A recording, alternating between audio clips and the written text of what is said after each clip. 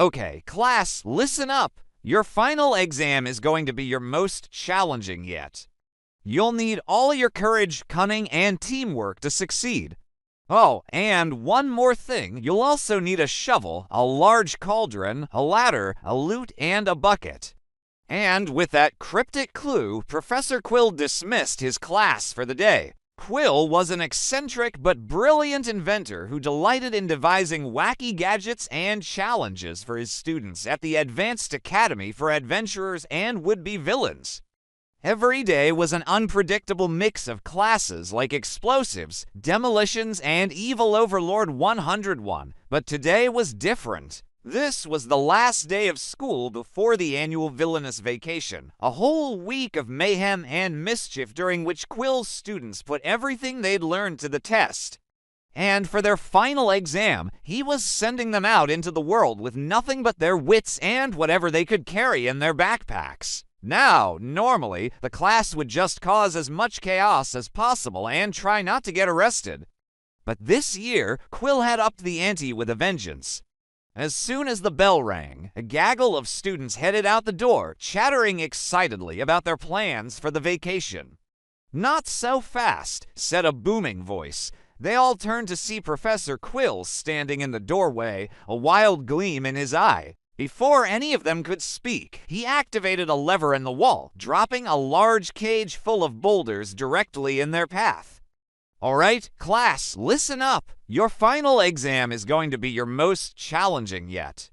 You'll need all your courage, cunning, and teamwork to succeed. Oh, and one more thing, you'll also need a shovel, a large cauldron, a ladder, a lute, and a bucket. With that cryptic clue, Quill dismissed his class for the day. The students stared after him in confusion. What was he talking about? A shovel? A cauldron? A lute? Was he serious? Determined to find out, they set off toward the school gates, dodging boulders that tumbled out of the cage just in time. Once they were far enough away from the school, Maya, the resident muscle, spoke up. "Look, we can't take on an entire mountain with those supplies. We're never gonna make it to the top if we don't do something." Billie Eilish, the resident brains, tapped her chin thoughtfully. "That's where the riddle comes in, of course. The question is, where do we even start?" Suddenly, Marcus, the class clown, struck a heroic pose. "Leave it to me. I've got this." He marched back toward the school, whistling nonchalantly. Everyone else shook their heads and followed.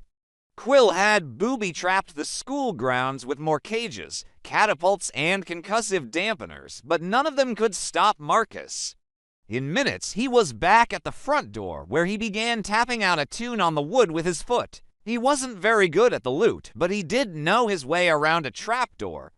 It opened easily enough, and Marcus slid inside. In moments, he was in the principal's office rifling through his desk drawers. The others watched anxiously. What was he looking for?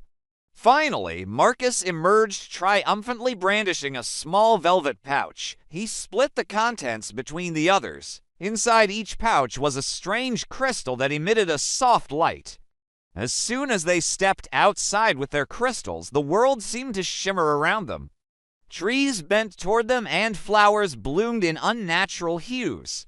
One crystal led them to the next, guiding them along a winding path through the enchanted forest behind the school. At last, the path opened up into a clearing dominated by a massive mountain.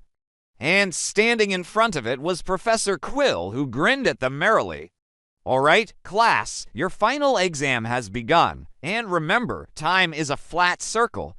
In other words, you have all day and then some." The students gaped at the mountain in dismay. How were they supposed to defeat it? Just then, Marcus piped up, remembering something Quill had told them during a particularly boring lecture. "Mountains are fond of music. If you play them a song they like, they'll dance for you. It's an ancient Earth elemental tradition." So all they had to do was teach the mountain to sing. Now that wasn't so hard. After all, the class had spent villainous vacation winning over the hearts and minds of monsters, ogres, and sentient forests. What made this challenge so difficult was that the mountain was covered in spikes, guarded by packs of angry badgers, and patrolled by a fearsome dragon who enjoyed nothing more than roasting unfortunate trespassers. Not to mention that the students still had to get to the top. Somehow they managed to scale the treacherous peak, braving perilous ledges, loose gravel, a nasty surprise attack from a family of Yetis, and a few close calls with the dragon. By the time they reached the summit, exhausted but exhilarated, they realized that their crystals were glowing brighter than ever. They huddled together and raised their crystals toward the sky. As the light hit the clouds, the sky cleared and a rainbow arced across the heavens. Suddenly, the mountain rumbled, the ground shook, and the students braced themselves for the worst.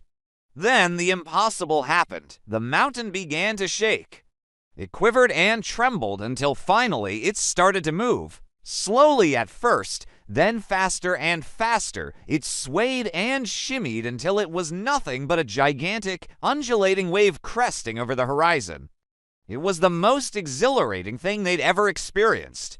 The dragon swooped down from above and let out a victorious roar. The students laughed and cheered as they watched the mountain boogie, and that, my friends, is why we call it Villainous Vacation. Do you dare to defy a mountain? Maybe you'd rather hang out with some adorable baby dragons instead. Click here to watch Dragon Drop, or click here to watch. Hey, don't go anywhere. You're the wind beneath my wings.